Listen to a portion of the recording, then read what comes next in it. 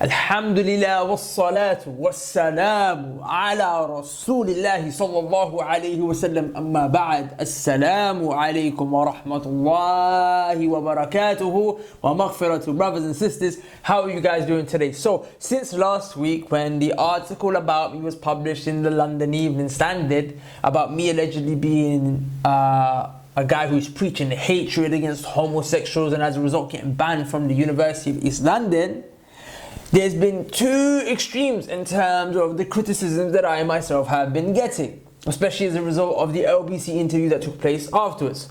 On one end, from the non-Muslim camp, people are labeling me as a homophobe that's got no tolerance and is trying to violate homosexual people and I should be wiped off the face of the planet and then be allowed to speak again. That's one extreme. The other extreme is the Muslims. They're like, yo bro, you're a liberalist. You came out there hardcore, pretending to be hardcore, like, homosexuality, this, that, and the other, Islam, this, and then, you're that guy that goes up to people and says, drink your dad's sperm. But when you came onto the LBC radio show, you kind of seemed a bit liberal and moderate, like, you kind of sold out the religion, you kind of made homosexuality seem like it was okay. Actually, in reality, both camps are extremely wrong. And what I wanted to do was review the actual LBC show by means of, stopping at certain places and expanding on a few points to help you understand. And I'm sure that we'll benefit two objectives from this. Objective number one, how we as Muslims should articulate Islam when it comes to the media. We know how the media works. Number two, you see exactly how dirty the media can be. You're going to see in a second, inshallah. We stand firm, calling to Allah all the time. We let Him know, bang, bang, cause it's Dawah time.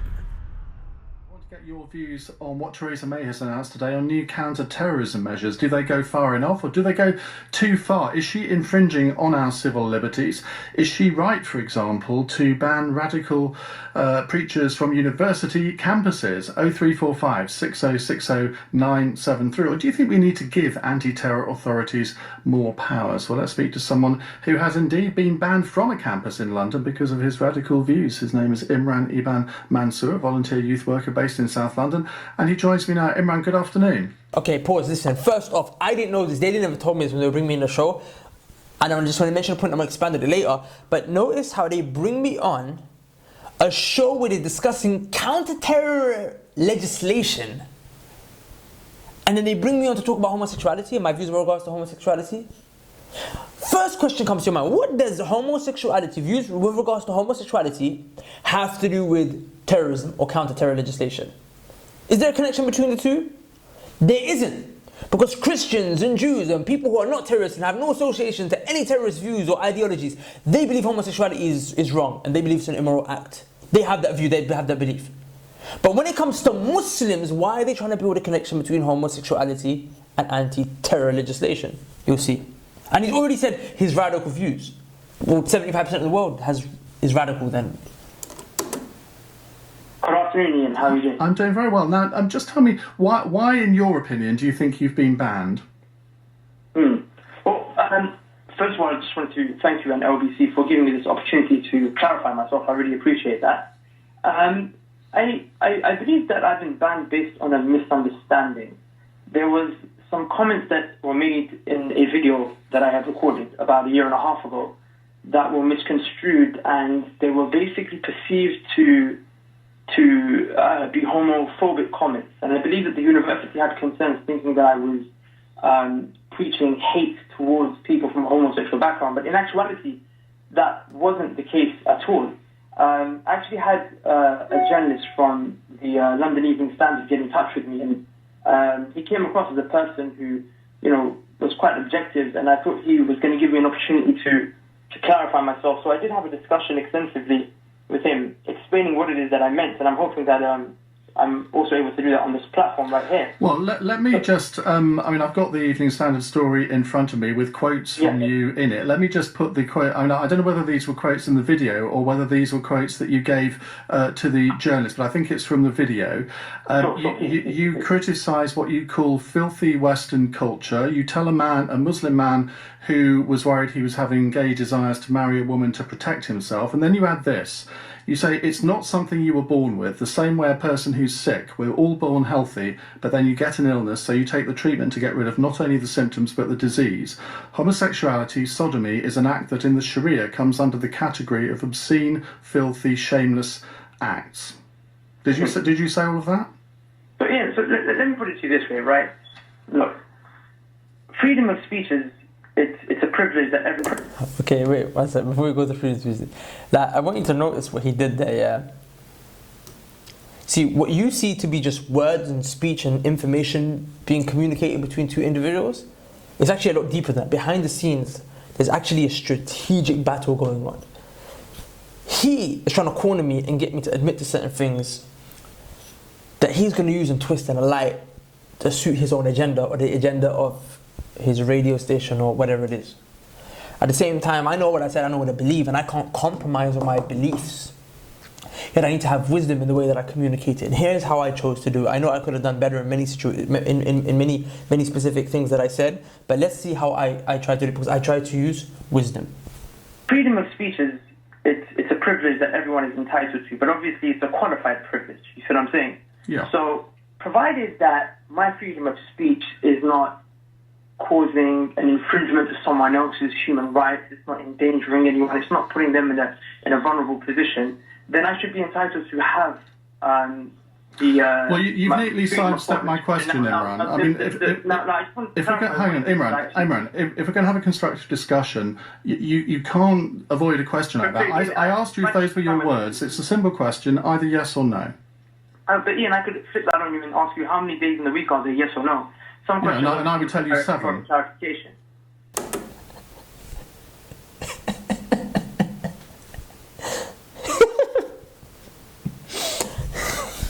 You get that, right? He's trying to get me to say, were these your words? Yes or no? Obviously, I'm trying to give a context to the words. He doesn't want me to, he knows that there's a context. He knows that I'm going to be able to explain it, right? So he's trying to get me to say, yes or no, did you say? Because he wants me to say, yes, what? How could you say this then? Right? I'm not letting him push on me like that. And you shouldn't. Never ever feel obliged to be able to answer yes or no. It's not simple like that. Sometimes they would ask the Prophet some questions, he would just totally ignore them. It's like when Fir'aun was debating with Musa alayhi salam. Brother Musa alayhi salam was debating with Fir'aun. What happened? Fir'aun would bring up so many stupid random things. Musa alayhi salam would just ignore it. Just totally sidestep it and go straight to the point. So a lot of the times you find that when they try to, when it comes to Muslims, they want to know yes or no, yes or no. Is this your belief, yes or no? We don't have to answer them yes or no. So what I said to him was, well, how many days in the week are they, yes or no? You could also say, what's your name, yes or no? You know, what's the date today, yes or no? All questions, in fact the majority of questions don't require, or they can't entertain or suffice an answer just by answering yes or no. And then he says to me, I would say 7 days in the week. And he said it in a way where he was like, well, I answered you, but I said yes or no. I would say 7. Were they your words, or were they not your words? So the thing is this: of course they were my words, but I'm placing them in context. You see what I'm saying? So the context is this, right? You see, as Muslims, we hold a belief with regards to the homosexual act itself. So the action that gets manifested in public and private, but more so in public, is something that we believe to be a sin. And that is the orthodox belief of Muslims, Jews and Christians all across the world. That's about 75% of the world that holds this view.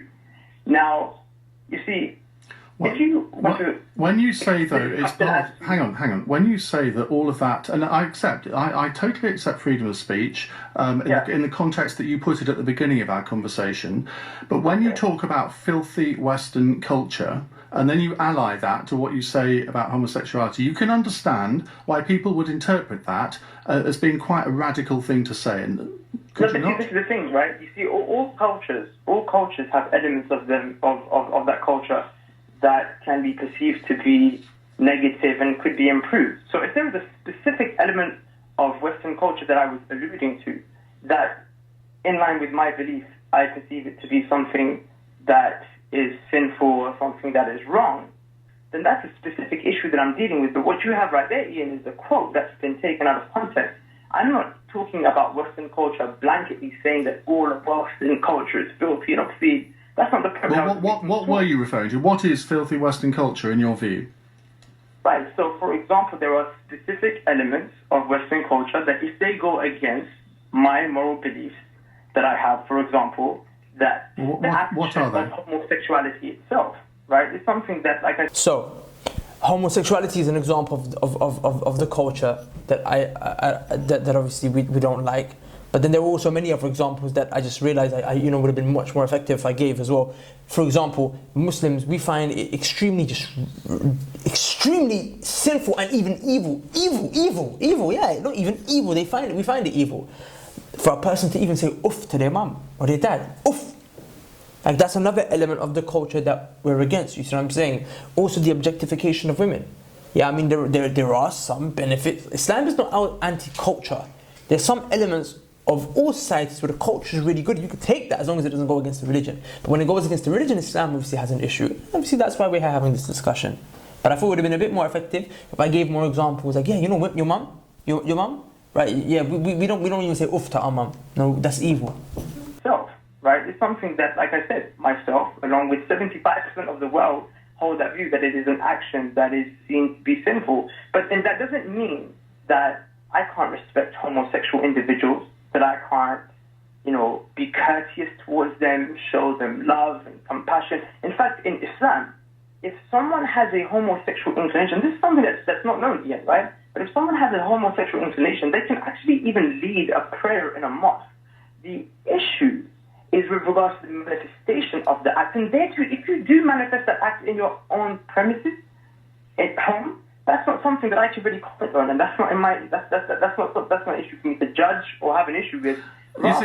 Okay, so this is the part of the video where some brothers and sisters had some serious concerns, and rightly so. I can appreciate why they would have these concerns, because so many Muslims, when they come out on a public platform and they put under a bit of pressure by the media, they crumble and they start to compromise their religion, which actually leads many of them to leave the fold of the religion. They become kuffar, murtaddeen, right? And I'm not trying to take that approach. Man's not on some Quillian Foundation flex. I'm not Majid Nawaz. Dawah man, aka Imran ibn Mansour. Don't know the mixtape. So, what was it that I was trying to communicate to the masses? I was trying to communicate something very simple. Look. Homosexuality is a sin, clear cut. But what's worse is the kufr that the people do. If the person's not a kafir, can he lead the prayer? Yes. If he does sins, can he lead the prayer? Yes, as long as you are not a kafir, you can lead the prayer. Now my question to you is, if a person has homosexual inclinations, that person is fighting that inclination, he's not necessarily acting upon it, he has the inclination but he's fighting it, can we now say that that's wrong? I'm asking, can we say that's wrong? If a person who's homosexual can't lead a prayer, then a person who's a fornicator can't read a prayer. And living in this day and age, let's be real, like, a lot of fornicators around that lead prayers. Forget actually doing the act, the actual inclination. Do you think that your imam who leads the prayer doesn't have an inclination towards sin sometimes? Well, he's not an angel, so obviously he's a human. He does have inclination towards sins, but does he firm on it? Yes, he does. So how does that make him different to the homosexual guy who's fighting his inclination and he's able to lead a prayer? It doesn't make no difference. Do you see what I'm saying? And the reason I use this example is because I know they're not expecting it. I know they're not ready for it. When it comes to Muslims on the news, they speak from emotions and they say some really silly and stupid things that make Islam look bad. That's why we fall into these traps. He has a whole script in mind. He's got a whole strategy of how he's going to make me look like an idiot and a fool. But when I come with this, and it's not compromising the religion, because usually they compromise the religion and they know, they're like, these guys are compromising, they're sellouts, we don't need to worry about them. And people like us, the ones who stand firm to the religion, they're the ones who they got concern with. And as far as they're concerned, it's very easy to make a slip, but not when you know the religion. So when you take a step back, you're like, hold up. You know a homosexual man, he can lead a prayer if he's got the inclination, even if he's acting upon the inclination. It's a major sin that Allah will hold him accountable for. But can he lead a prayer? Yeah. The point that we're trying to make is that we're not gonna run up on homosexuals and start killing them and spilling blood. Don't call me a hate preacher, because I'm differentiating between the actual homosexual and the homosexual act. The act is what I have an issue with. As for the homosexual, can I show him love and compassion and respect? Of course I can. Of course I can. What's worse, homosexuality or kufr? What's worse, homosexuality or kufr? The shirk that people do with Allah, what's worse? The shirk is worse, right? On a day-to-day basis with the kuffar who associate partners in worship with Allah Azza wa Jal. We do business with them, we smile with them, we talk with them, we live with them. They are our friends, we have relationships with some of them. Some of them are within our families. But we're cool with that. But a homosexual person comes telling you, what's going on here? That's an aqidah problem, you know, right? That's an aqidah problem. It's an issue with your aqidah. Your understanding of Tawheed is inadequate. Not that it's inadequate, but it needs to be more solidified. Because the worst thing is to associate partners in worship with Allah. So if you don't come, and let me ask you a question. If you're a kafir doing shirk with Allah subhanahu wa ta'ala, should I not show you compassion, love and respect? Should I not do that? Did the Prophet not do that with the Quraysh and the rest of the people that he was dealing with? Because how else would you expect to win over the hearts of the people? And that's all I was trying to do. Not compromising upon the religion. I was just merely catching him off guard and trying to win the hearts of the homosexual people and the rest of the people that support them by showing them, hold up. I can have a view where I believe it's wrong. I believe homosexuality is wrong, right? I could flip it on you, though. I could say to you, look, abortion is wrong. I believe people who abort are murderers. Murderers, not just any kind, infanticide, murdering little children before they, like little souls before they're even born. So we could play this moral game all day where, you know, we point a finger back and forth, but in order to objectively come to a point where you're like, hold up, this is right or this is wrong, we need to have a standard on which we based our morality. We base our morality on Allah subhanahu wa ta'ala and His book. Allah's existence and His book. So the question should always come back to, does Allah exist and did He really say it? And that's my objective. That's my objective in terms of da'wah. That's what I'm trying to do. Bring people back to Tawheed and back to this book. So the discussion should not be around, is homosexuality good or bad? It should be around, does Allah exist and did He really say it? Because if whatever Allah said, if Allah said X, whatever He says that falls into that X is true. And that is where I don't want to be dissuaded from. That is my goal. That's my objective. And this is why a lot of people, they came to me and they were like, Imran, come on man, like you're that guy who looks people in the face and says, go drink your dad's sperm. If you don't believe, you know, if you don't have a moral basis. Like you're very blasé, like, but you were kind of like a bit, you know, trying to be a bit proper and trying to, you know, watch your words. And I believe that was a part of wisdom on my part. And I believe that I took that from the Prophet's seerah, right? Because you have to understand that my objective is Tawheed. And they don't want to come to that discussion of the Quran and the Kitab of Allah subhanahu wa ta'ala. They don't want to come to that. They want to hold me on fringe issues. Homosexuality, women in Islam, niqab, and they want to divert me from that. I don't want to go down that road. I want to bring it back to the Book of Allah. Because even if I speak to them about why I believe homosexuality is wrong and I convince them and I give them reasons, sociological, political, scientific reasons, if I give them that, at the end what have I done? I've given them da'wah to the fact that homosexuality is wrong. Have I given them da'wah to the fact that Allah exists and He deserves to be worshipped? I haven't done that, have I? That's why the conversation should always come back to the Book of Allah Azza wa Jal. And the biggest example, before we carry on, that I want to give you, because I want to give you evidence of this kind of speech from the Prophet's seerah. The biggest example is when Utbah ibn Rabi'ah, one of the chieftains of Quraysh, he came to the Prophet ﷺ. He came to him in his house, he came to debate with him. And look how he opened the debate with the Prophet ﷺ. Look how he tried to trap the Prophet ﷺ. Even you're telling me, Imran, you should answer blanketly, say it, da da da. The Prophet, look at the wisdom he used when he answered and responded to them. He said, "Oh Muhammad, are you better than your forefathers? If not, then your forefathers worship these idols." What's Utbah trying to do there? Look at the loaded question. If the Prophet answers and says, yeah, I'm better than my forefathers, what are all the people of Quraysh going to say? What did you... Remember, they held their forefathers in high esteem. I was not wise to say it at that time, yeah, I'm better than all your forefathers. Straight away, that would have been like, what did he say? They would have never listened to the Prophet. But at the same time, look how he trapped him. He's like, well, if you're not better than our forefathers, then our forefathers, they worship these idols. So meaning, if you're not better than them, then shouldn't you do what those who are better did? Now, how would you answer that question? It's a difficult question to answer, right? The Prophet, if he answered it either way, I mean, he can't say, yeah, they're better than me, because they're not. That's admitting to their shirk. And at the same time, the Prophet, he can't at that specific time and please come out and say, I'm better than him, because that would turn the people against him. So what does he choose to do? He chooses to remain silent. He lets Utbah ibn Rabi'ah speak, and the Prophet doesn't answer anything he says directly. He responds to him with the Quran. Surah Al-Fussilat, Hamim, Tanzil min al-Rahman al-Rahim. And that's the way he responds. And then he reads the surah until Utbah can't say anymore. And what does he say? Uskut! He puts his hand over the face of the Prophet ﷺ's mouth. And he says, Uskut, don't speak no more. You've answered me, refuted me nicely. And Utbah goes back like shaking at his hand, slapped him in his face. Utbah was finished. But the point was that the Prophet ﷺ, he didn't respond to the questions directly. And he he brought them back to the Quran and the book of Allah subhanahu wa ta'ala. And that is exactly what I was trying to do. Let's continue. You see, I mean, you're sounding much more liberal, Imran, than you do with these words where you talk about filthy Western culture. You say it's not. Ian, this is I don't know how you define liberal, but this is the orthodox Islamic belief. If you open up the Quran, you open up the first traditions, and you go to the Islamic scholars, orthodox scholars, because you'll find that what I'm saying is actually in line with what everyone believes. See, like what I said to you, right? People, they take two stances, and this is all that they're used to. Either they come and they say, yeah. They tell the news reporters exactly what they want to hear, which is like, stupid, obnoxious, just kind of like not really smart views.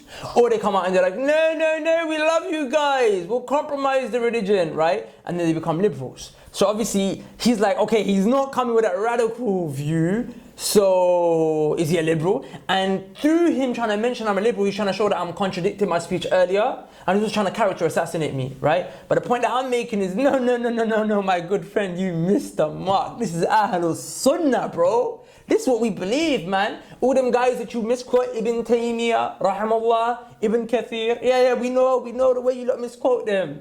Don't worry. This is their belief. This is Ahlul Sunnah belief. We actually balance people. Beliefs. But see, what you have there is you have a quotation that's taken from my video that's been misrepresented by an ideological newspaper. Do you think that your banning is in some way Islamophobic? Because, what do you think that they would do this to a Christian preacher who said exactly the same thing as you? Notice, the discussion was about me and my views on homosexuality. Suddenly, because he realized that he's lost that battle. He can't make me look bad on that issue of homosexuality, and the Islamic view on homosexuality, it's not my view, it's the Islamic view on homosexuality. He suddenly ended the homosexual conversation because he knows he's not getting nowhere. He's ended it. So now, let's talk about something else. Do you think that your banning is Islamophobic and they would have done something that's still Christian preaching? It's a totally different conversation now. You see what I'm saying? He realized that specific point, he's lost, that's why he's moving on. Why would he move on? He would hammer me if he was winning, right? Nice. You. Well, I personally don't like to play the victim card a lot. So, I'm not going to come out there and say it was Islamophobic. I can understand that the issue of homosexuality is a sensitive topic. And because it is a sensitive topic, and if they perceive what I said to be something that, goes against their values, or they perceive that what I said could have been an issue, I think it would have been appropriate and fair for me to have been given a platform to be able to discuss the issue and clarify myself, just as you have, and I really appreciate that. And I think that if we're going to progress in society like this, especially a society where we hold so many different values and beliefs, we need to be able to give each other a platform where we can discuss these issues in an appropriate and a sensible way. Okay, now listen to this. This is where I had the biggest issue. I'm really annoyed about this. Listen to the next question he asked me. We're talking in this hour about Theresa May's sort of counter-terrorism measures. Your ban almost seems to have fallen under that, which is a little odd when it's got actually nothing to do with terror. But I just want to get your view on something that we are discussing this hour as well. What's your view on young British Muslims who go to fight for ISIS? Okay. If you know it's odd and it's got nothing to do with me, Theresa May's counter-terror legislation and ISIS has got nothing to do with me and the topic of homosexuality. Why on earth are you asking? And he admits it's got nothing to do. Why would you ask me then? What's your point? Okay, you're telling me this is what you're discussing in this hour. Why bring me on at a time when you're discussing this issue? Why? Brothers and sisters, an insight into the media, right? You see, what they're trying to do is they're trying to build neurological associations in the minds of the people to something bad and Islam. In this situation, what's bad? Terrorism, ISIS, right? It's bad. And they want to put Islam in the same category as ISIS. Because ISIS and Islam are not the same thing, you know that, right? So they're trying to put Islam in that same category. The way that they do this is they bring me on a Muslim who's been banned for his radical views on homosexuality during a time when they're discussing anti-terror legislation and ISIS. He asked me about ISIS. Let me ask you a question. Between ISIS and anti-terror legislation and homosexuality, is there a link? Is there a link? Is there a link, my brothers and sisters? No. But are they trying to build one? Yes. And that's the point. For them, if you believe homosexuality is wrong, we're trying to show the people that these people are just like ISIS. These are just like them terrorist folks. They're trying to say, if you're Muslim and you believe homosexuality is wrong, if you're Muslim and you believe the niqab is good, if you're Muslim and you have these views, then suddenly, let's start talking about ISIS as well, which is also bad, and show that there are Muslims and try and build that subtle, subconscious, neurological association. So in the minds of the Muslims, in the minds of the people, when you hear Muslim, suddenly you hear he hates homosexuals and he likes ISIS. And that's what they're trying to do. And that, I didn't actually realize it until one beautiful brother highlighted it for me afterwards. May Allah bless him. And I wanted to expose that.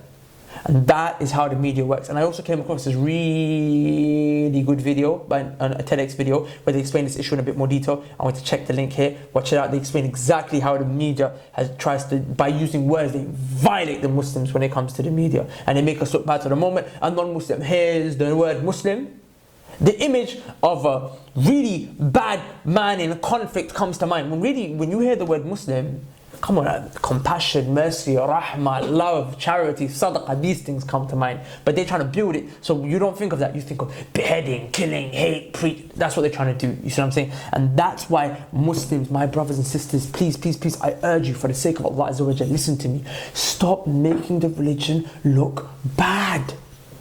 It's not called, we're not compromising the religion. The Prophet ﷺ was on several occasions concerned with what his religion, how his religion came across, how people would think. And nowadays Muslims are not. We come out and we just do and say stupid, dumb things, and we make the religion of Allah subhanahu wa ta'ala look bad. Forget, you put your arrogance and your kibr and your ego to the side. Not kibr, sorry, but put your ego to the side. The religion is more important than you. Trying to just get that point across at that point in time. So brothers and sisters, I urge you, please, to learn how to articulate yourselves when it comes to the media. I'm still that guy, I'm still that one, man. But I'm kind of like a chameleon, because when I'm talking on the roads, I can talk like this. But then when I come on, I'm like, hello, yes, Ian. Human Rights Act 1998, freedom of speech is a qualified right. Yes, I did know that. Listen, adopt and know how to be in certain situations. When you're talking to Muslims, how you're talking to the non-Muslims, when you're on a certain platform. Please, that was my point of this video, to show you how the media functions and how to be able to articulate it yourselves. And I believe, I really feel that Muslims need to know how to do this in this day and age. The final thing that I would request for you, my beloved dear brothers and sisters, is, you know these videos, right? We're trying to challenge the media. We're trying to combat the media, which means our media production skills need to be on point. That's why you can see these graphics and video quality, all this stuff that we have. Like, wallahi al-azim, right? We're trying to do it with ihsan, but you have to understand there's costs. There's costs that we, like me and my team, can't accommodate just out of our pockets. We try to. In fact, our local da'wah, that's what we have to accommodate. But this is us going out of our way for you guys to be able to benefit for the sake of Allah. So that's why we need you guys to help us, to help you benefit, right? So please donate as much as you can to the link below. Wallahi, right?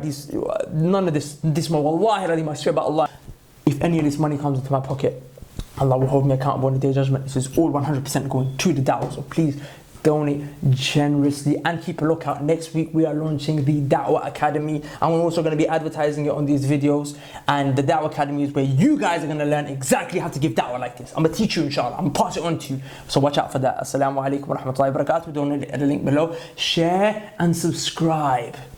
Peace.